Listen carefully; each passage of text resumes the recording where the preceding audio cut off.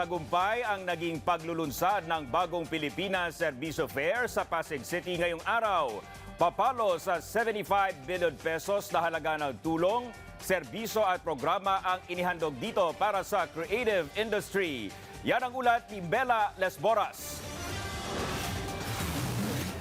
Abot-abot ang pasalamat ng aktor na si Joe Salonga sa inilunsad na bagong Pilipinas Serbisyo Fair ng administrasyon sa Pasig City. Sa unang pagkakataon, espesyal kasing inihandog ang caravan para sa creative industry, partikular na sa mga kawani sa mundo ng pelikula, teatro, telebisyon, radyo at iba pang kaugnay na sangay nito. Nabigyan sila ng iba't ibang tulong at nakapag-avail ng mga serbisyo at programa ng pamahalaan.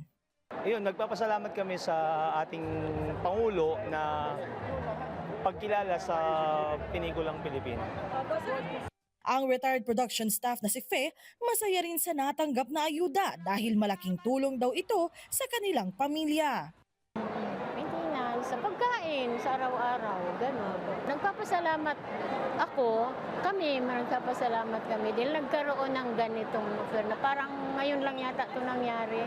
Pinangunahan ni Senador Bong Revilla ang paglunsad ng BPSF Caravan.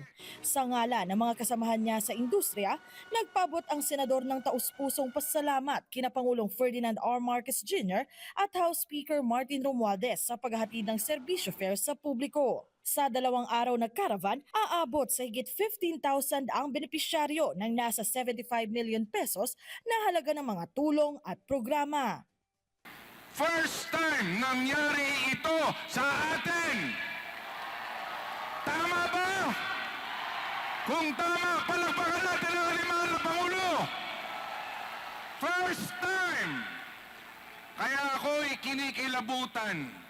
Dumalo rin sa pagtitipon sina MMDA Chairman Romando Artes, dating DILG Secretary Benhur Abalos, House Deputy Majority Leader Erwin Tulfo, iba pang kongresista at ilan pang opisyal ng pamahalaan. Ang ilang sikat na personalidad na kilahok din dito at kininala ang kahalagahan ng caravan para mapalakas pa ang creative industry sa bansa. Creativity comes with yung tamang nourishment ng ating katawan, ng ating isipan at pag inalagaan natin ang kalagayan ng bawat manggagawa sa pelikulang Pilipino, siguradong gaganda yung ating mga paglahad.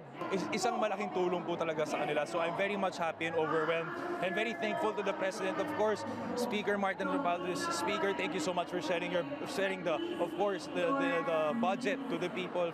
Para kay House Deputy Secretary General at BPSF National Secretariat Lead Safonius Gabanada Jr., may tuturing na tagumpay ang paglulunsad ng BPSF Caravan. Tiyak na masusundan pa raw ito dahil ang pangako ng administrasyon walang maiiwan sa bagong Pilipinas.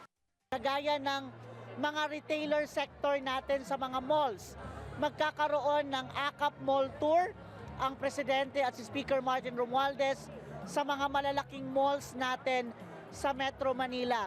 Ang next din ito, tinitingnan din natin yung mga delivery sector, yung Grab, Angkas, and among others na gusto ding itap ng ating Speaker Martin Romualdez para mabigyan sila ng cash assistance din.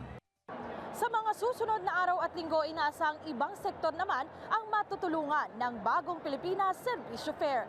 Mela Lesmoras para sa Pambansang TV sa Bagong Pilipinas.